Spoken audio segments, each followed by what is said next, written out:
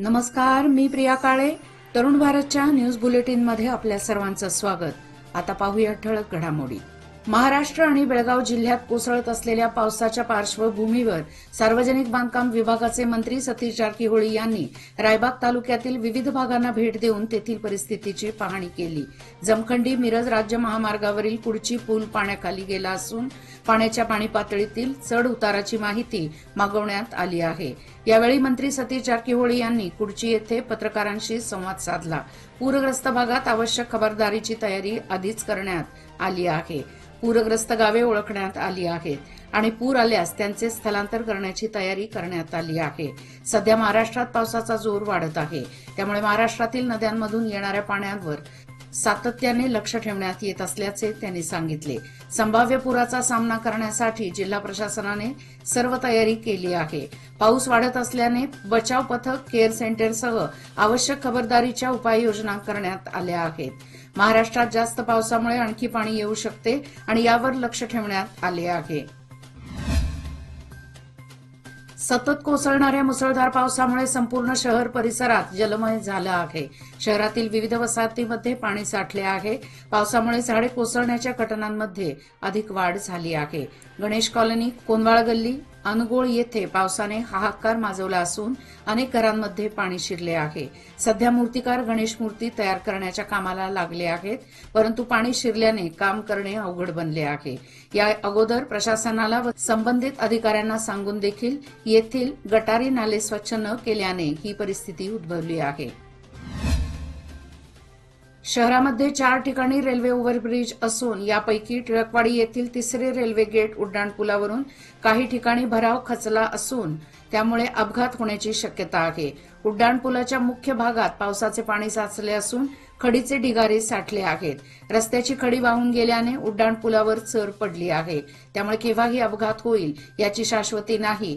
या ठिकाणाहून जाताना वाहन चालकांना शिस्त लावण्यासाठी संबंधित पोलीस अधिकारी या ठिकाणी तैनात नाहीत, त्यामुळे कुठूनही वाहने ये जा करत असतात, त्यामुळे अपघात होण्याची शक्यता आहे. याकडे संबंधित अधिकाऱ्यांनी लक्ष देणे गरजेचे बनले आहे. त्याचबरोबर येथील रस्ता संदर्भात वाहन चालकांनी तक्रारी करून देखील उड्डाण पुलावर दुरुस्तीबाबत कोणत्याही उपाययोजना करण्यात आल्या नसल्याने नाराजी व्यक्त होत आहे. बेळगाव शहरालगतच राकसकोप मार्गावर उसगाव क्रॉस नजीक बुधवारी ट्रक फसला आहे, त्यामुळे या मार्गावरील ट्रॅफिक बराच वेळ जाम झाली होती. सायंकाळी 5 वाजण्याच्या सुमारास ट्रक परतून घेतेवेळी चिखलात फसला होता. त्याच परिसरात भले मोठे झाड रस्त्यावर पडल्याने दोन्ही बाजूची वाहतूक जाम झाली होती, त्यामुळे पर्यायी मार्ग म्हणून कल्लेहोळ गावामधून जावे लागले. गेल्या 4 दिवसापासून पडणाऱ्या मुसळधार पावसामुळे दरवर्षीप्रमाणे बळ्ळारी नाल्याला पूर आला आहे. नाल्याच्या पात्राबाहेर पडलेल्या पाण्यामुळे आसपासची हजारो एकर शेत जमीन जलमय होऊन भात वगैरे पिके संपूर्णपणे पाण्याखाली गेली आहेत. या पद्धतीने पिकासाठी घेतलेले श्रम आणि खर्च केलेला पैसा पाण्यात गेल्याने बळ्ळारी नाला हा पुन्हा एकदा शेतकऱ्यांसाठीच वरदान नव्हे तर शाप ठरला आहे. बेळगाव शहरालगतच्या बळ्ळारी नाल्याला दरवर्षी पावसाळ्यात येणारा पूर म्हणजे शेतकऱ्यांसाठी मोठे संकट. यंदा देखील गेल्या 4 दिवसापासून पडणाऱ्या संततधार पावसामुळे या नाल्याला पूर आला आहे. महिलांची शक्ती हीच समृद्ध भविष्याची निर्मिती. लोकमान्य घेऊन आले आहेत महिला उन्नती योजना, जी देते तुमच्या गुंतवणुकीवर 10% आकर्षक व्याजदर फक्त 500 दिवसांकरिता. किमान गुंतवणूक 10,000 रुपये. अधिक माहितीसाठी आजच कॉल करा 1800-212-4050. योजना फक्त महिला सभासदांकरिता. नियम अटी लागू. लोकमान्य, जिथे पैसे वाढतात आणि नातं वृद्धिंगत होतं. गेल्या 2 दिवसांपासून पडणाऱ्या मुसळधार पावसामुळे कुडची परिसरातील शेती पाण्याखाली गेली आहे.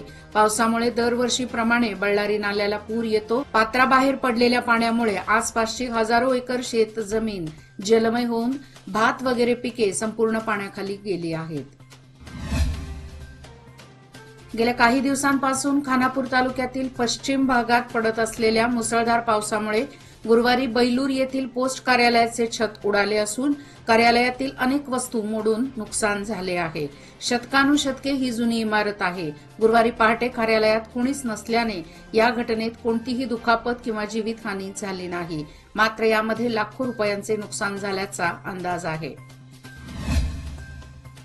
मागील 8 दिवसांपासून बेळगाव शहर सह जिल्ह्यात संततधार पाऊस चालू असल्याने शहरातील काही सखल भागात पाणी आल्याने आज गुरुवारी महापौर सौ सविता कांबळे व नगरसेवक यांनी कुडची, शिवाजीनगर, फोर्ट रोड आदी भागांच्या पूरस्थितीची पाहणी करून नागरिकांशी संवाद साधला. त्यांना धीर देऊन महापालिकेच्या वतीने तातडीने उपाययोजना सुरू असल्याचे सांगितले. यानंतर महापौरांनी महापालिका अधिकाऱ्यांना यंत्रणा सज्ज ठेवण्याच्या सूचना दिल्या आहेत.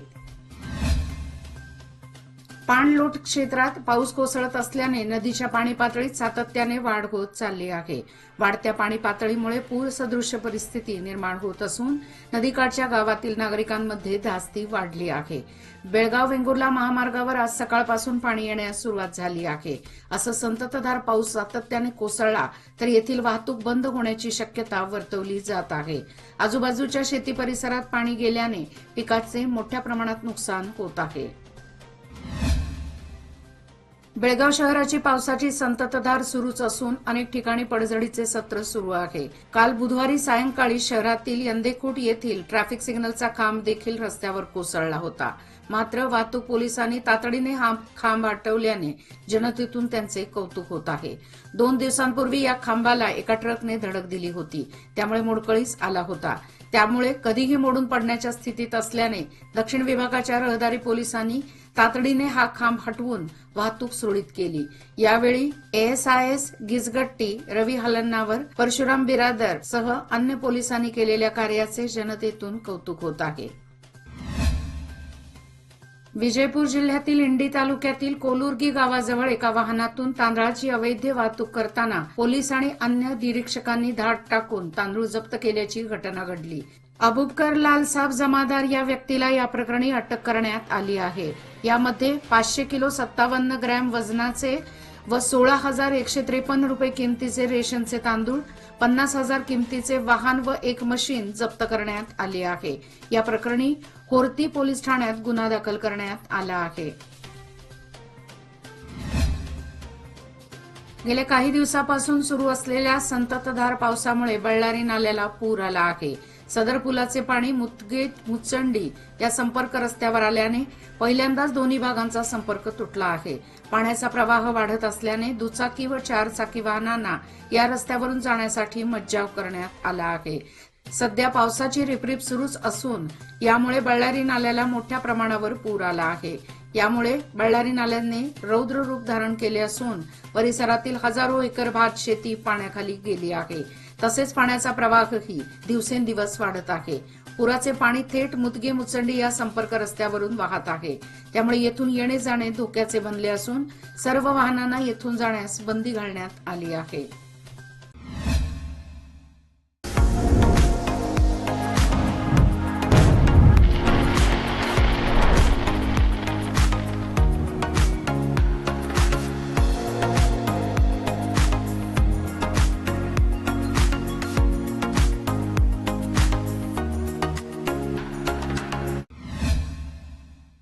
आठ दिवस धो पाऊस शहरातील अमरनगर परिसरात चहूबाजूने पाण्याने वेढा घातलेला. अशातच एका वृद्ध महिलेचे निधन झाले.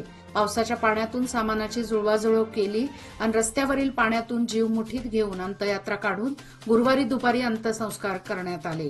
मात्र या परिसरात चहूबाजूने पाणीच पाणी असून नागरिकांना घरातून बाहेर पडणे कठीण बनले आहे. या समस्येकडे प्रशासनाने व लोकप्रतिनिधींनी साफ दुर्लक्ष केल्याचे नागरिकांचे म्हणणे आहे. मुदगी येथे ग्रामदेवता व परिसरातील जागृत देवस्थान म्हणून प्रसिद्ध असलेल्या श्री भावकेश्वरी देवीच्या यात्रेला शुक्रवार दिनांक 26 पासून प्रारंभ होणार आहे. सालाबादप्रमाणे होणाऱ्या या यात्रेची देवस्थान कमिटी, ग्रामसुधारणा मंडळ व ग्रामपंचायतीच्या वतीने जय्यत तयारी केली आहे. प्रारंभी सकाळी 10 वाजता श्री भावकेश्वर देवीच्या उत्सव मूर्ती बाहुबली चौगुले यांच्या निवासस्थानातून वाजत गाजत मंदिरात आणण्यात येईल. त्यानंतर देवीची सजावट केल्यानंतर मानाची ओटी भरण्याचा कार्यक्रम होईल. त्यानंतर दिवसभरात ओटी भरणे, नवस फेडणे आदी धार्मिक कार्यक्रम होणार आहेत. रात्री 12 नंतर गाराणे घालण्याचा कार्यक्रम होईल. यात्रा शांततेत साजरी करण्याचे आवाहन सालाबादप्रमाणे होणाऱ्या येथील भावकेश्वरी देवीच्या यात्रेच्या पार्श्वभूमीवर ग्रामपंचायत कार्यालयात बुधवारी बैठक पार पडली. यावेळी PSI मंजुनाथ नाईक यांनी यात्रा शांततेत साजरी करण्याचे आवाहन केले. तसेच गावातील 4 चाकी वाहने पार्किंगच्या ठिकाणीच लावण्याचे आवाहन केले। बैठकीस देवस्की पंच, ग्रामसुधारणा मंडळाचे सदस्य, ग्रामपंचायत सदस्य व ग्रामस्थ उपस्थित होते। महामार्गावर अनावश्यकपणे वाहने उभी करू नयेत, विरुद्ध दिशेने प्रवास करणाऱ्यांवर कारवाई करावी, कोणत्याही परिस्थितीत महामार्गावर अपघात किंवा इतर अप्रिय घटना घडू नयेत यासाठी खबरदारी घ्यावी, अशी सूचना पोलीस आयुक्त लाडा मार्टिंग मार्वनियांग यांनी केली आहे। हायवे पेट्रोलिंगच्या वाहनात कार्यरत असलेले पोलीस व अधिकाऱ्यांची बैठक घेऊन त्यांनी मार्गदर्शन केले। हायवे पेट्रोलिंगसाठीच राज्य पोलीस महासंचालकांनी काही सूचना दिल्या आहेत, त्या सूचना त्यांच्यापर्यंत पोहोचवण्यात आल्या। यावेळी गुन्हे तपास व वाहतूक विभागाच्या पोलीस उपायुक्त पी.व्ही. स्नेहा उपस्थित होत्या। हायवे पेट्रोलिंगची 9 व 15 होयसळ वाहने आयुक्तांच्या कार्यक्षेत्रात आहेत। या वाहनातील अधिकारी व पोलीस यावेळी उपस्थित होते। तालुक्यातील दुर्गम भागातील आमगाव येथील महिला हर्षदा हरिश्चंद्र घाडी वय वर्ष 38 हिचे केली इस्पितळात उपचारादरम्यान दिनांक 25 रोजी निधन झाले।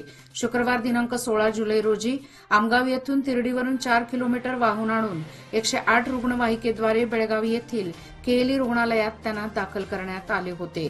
त्यांच्या पश्चात पती, सासू सासरे, 2 मुले असा परिवार आहे। केली हॉस्पिटलमधून मृतदेह आमगाव येथे आणून अंत्यविधी करण्यात आला।